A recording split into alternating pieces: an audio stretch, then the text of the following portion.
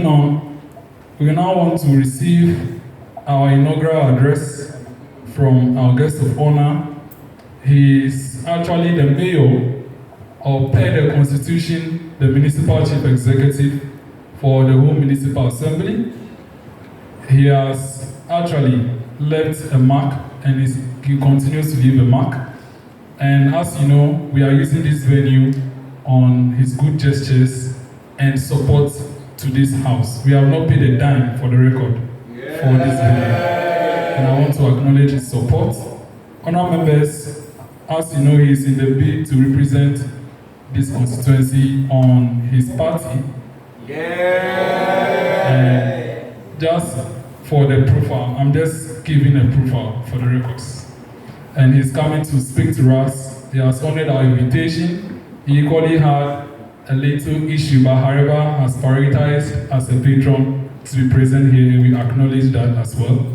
And at this time, respectfully, I'd like us to receive our special guest of honor to give the inaugural address for this occasion.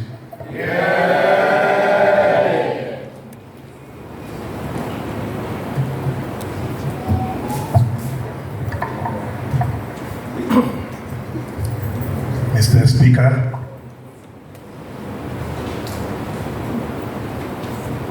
colleague, invited guests, members of this august house, the leaderships of the house, minority and majority. I belong to the two anyway. Ladies and gentlemen, I want to acknowledge the presence of my good friend. We met for some time now, and we've been friends. But he has not been asking of me until today. Kabila, he has not been asking of me. He has never visited my office when I was appointed, so I have to charge him today. And Mr. Speaker, before I present my address, I want to side with the concluding part of my friend Kabila presentation that we have. When he was speaking, I was looking at some of the members of his looking at me directly that I am a refined politician. I don't respond to issues politically on these kind of platforms. But I just want to state, when it is wrong yesterday, today it must also be wrong. It shouldn't be wrong yesterday, but we paint it to be right. And when it is wrong today, we let go of the yesterday and try to talk about it. This is a summary of my response to side with what he has said.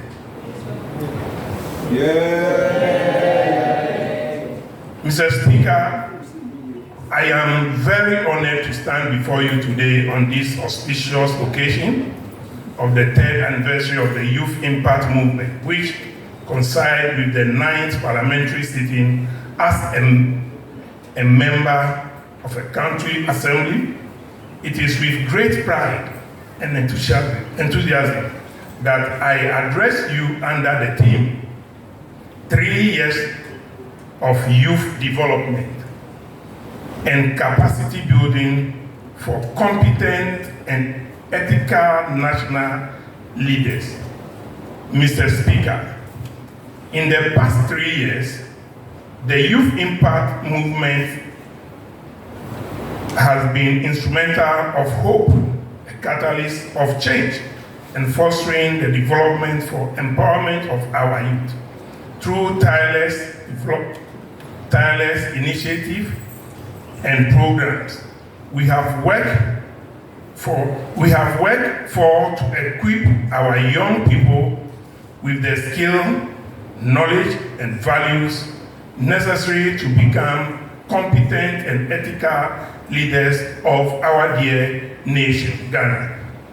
As we reflect on the journey of the past 3 years, we are reminded of the transformative power of investing in our youth.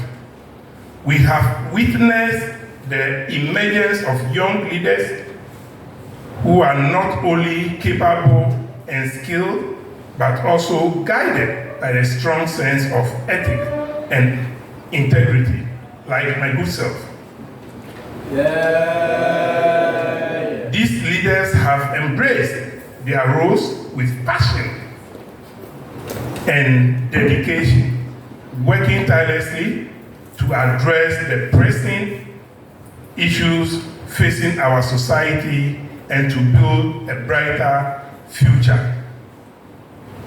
Mr. Speaker, other invited guests, my friend, the warlord, as we gather in this special sitting of Parliament of Youth Impact Movement, which marks its 9th parliamentary sitting, it is imperative that we reaffirm our commitment to the vision of the nation led by capable, ethical leaders, many of whom are sitting among us today. It is crucial that we recognize the immense potential that lies within our youth and empower them to take up the mantle of leadership. From climate change to social inequality, there are myriad of challenges that demand our attention and actions.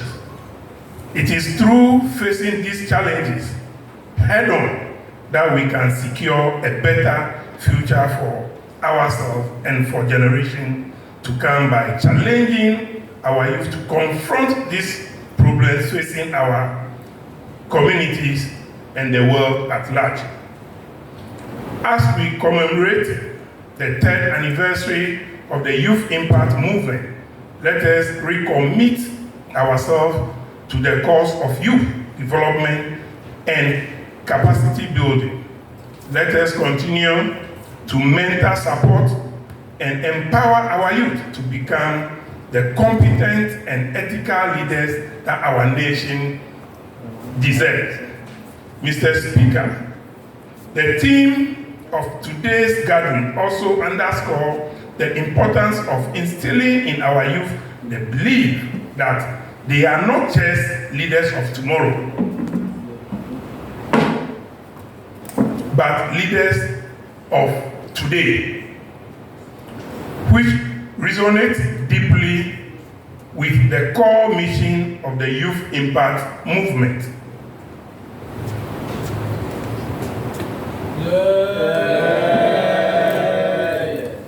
In a world fraught with complex challenges, it is imperative that we empower our youth to take charge and drive positive change. They possess the energy, creativity, and a passion to drive positive change in our society. As leaders and policy makers, it is incumbent on us to create an enabling environment where our youth can thrive and contribute meaningfully to the development of our nation. We must provide them with the necessary opportunities, and support to unleash their full potential.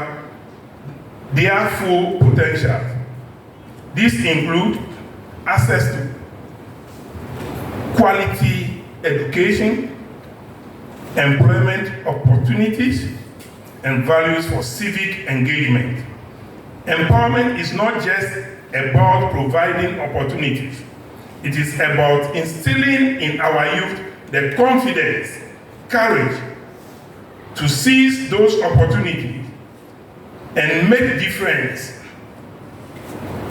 I take that one again. Empowerment is not just about providing opportunities. It is about instilling in our youth the confidence and courage to seize those opportunities that we provide and make a difference. It is about nurturing a sense of responsibility and accountability towards our society and our planet Earth. The youth impact movement has been at the forefront of this endeavor, empowering young people from all walks of life to become agents of change in their communities. Through mentorship, capacity building, and advocacy, we have witnessed first-hand and transformative power of youth leadership. Example is the Youth Impact Parliament, which is even crossing borders. I don't know if we should attach international to it. Mr. Speaker, before I resume my seat, kindly permit me to seize the opportunity to say a big thank you all for remembering me in your prayers as a patron as well. In my journey to get elected as the parliamentary candidate for my party, the New Patriotic Party in the Ho Central Constituency. The journey of parliament has now begun with me myself.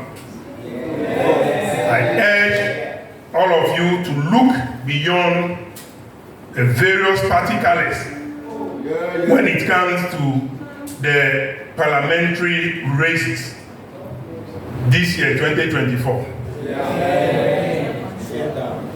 There is a saying in Akan, Nipa ofru adwiapano, onu na ye piano. Not to let down my mother dialect. Amei kehele atinui liade. Eya pregbinu yodo asi tutu nebele. So my journey has just begun. And it will be anchored on policies. It is not going to be as usual because I represent a party, therefore let me go and... No, I am challenging everybody that is going to contest in this year's Ho Central parliamentary race to come with policy for the youth. Yes, it should be the real showdown. The total showdown. When you mention in Ghana, when you mention Kufo Gallon, it's about a certain president. And in Ghana today, those who are saying Dumso showdown, when you mention Dumso, it's associated with a certain president.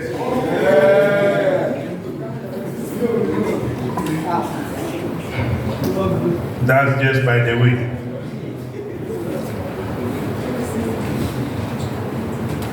Let us pledge to support our youth in their journey towards together we can build a brighter future for ourselves and for the generation yet to come after us. I am not one of the people who believe tomorrow is for the youth. I mentioned it here before, and I'm stressing on it.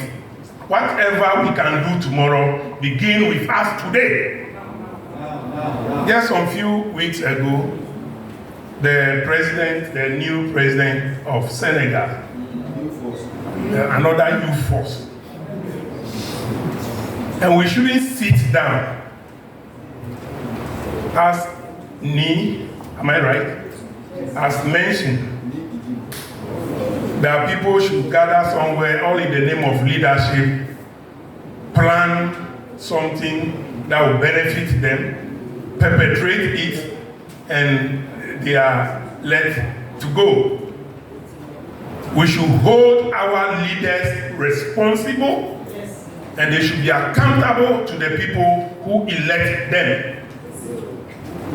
And I put it on record again. What is wrong years back shouldn't be right today. And what is right years back shouldn't be wrong today. We should stop praising evildoers because they belong to my party. or they are on my side.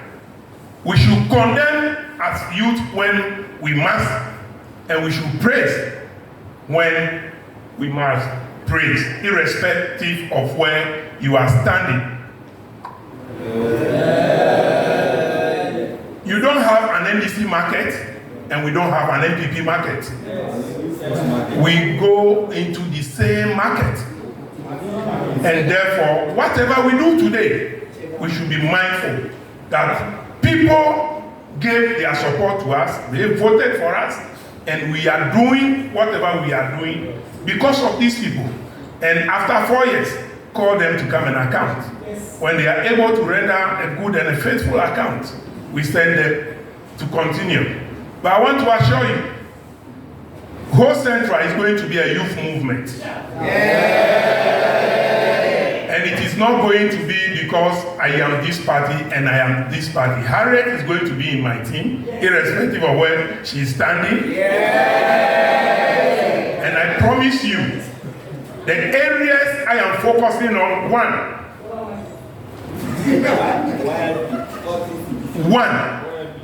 employment. Every Ghanaian wants to be employed in the public sector. I will continue to fight for employment, but I want to discourage you. All of us cannot get employment at the public sector. So there are areas we should shift our attention to. So after the public sector job creation and searching for job, we must move into commercial farming.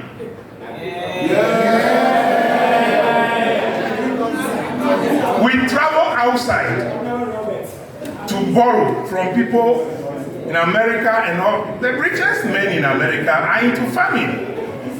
But in our case, Kabila, we don't support youth or encourage them to venture into agriculture. There is no incentive. And that is why I am coming for you. To provide such incentive to encourage young people like you to venture not into a common farming, but into commercial farming. I have already started, so those of you who are in my constituency, please listen. When you have farmland to cultivate, more than 2 acres, come to my agric office to register. We will go and inspect the land. My office will plow that land for you free. Yeah. My office will provide either the seedling or the seed you demand. I will support you with fertilizer, weedicide, and all other things. Yeah. But you will pay back after harvest. Yeah.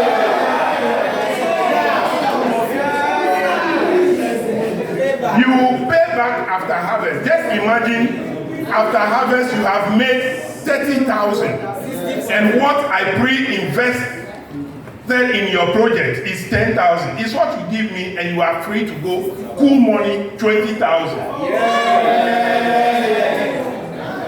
Same way to animal rearing and all other things.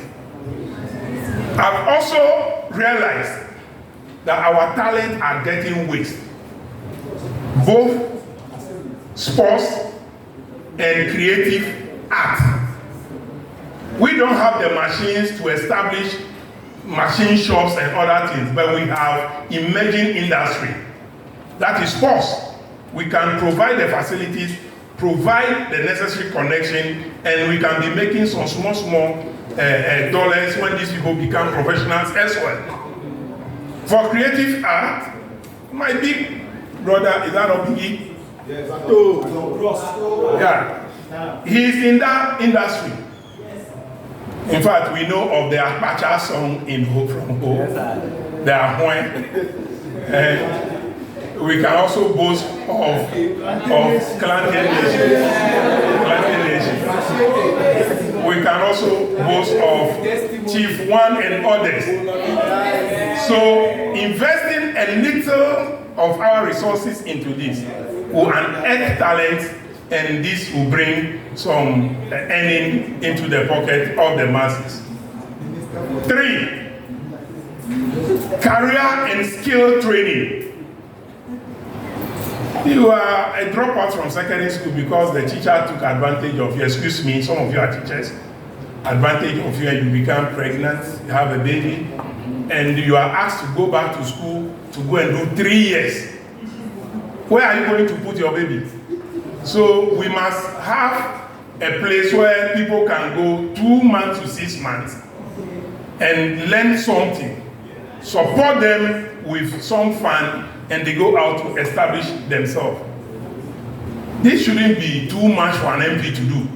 It's happening somewhere, and it will soon happen in Ho Central. Yeah. I don't want to bore you. If you want to have more of me, please contact me through the speaker. I'm always available. But I want to thank you once again, Mr. Speaker, for this invitation, not just as special guest of honor, but also as a patron of this August house. I'm truly grateful. Thank you.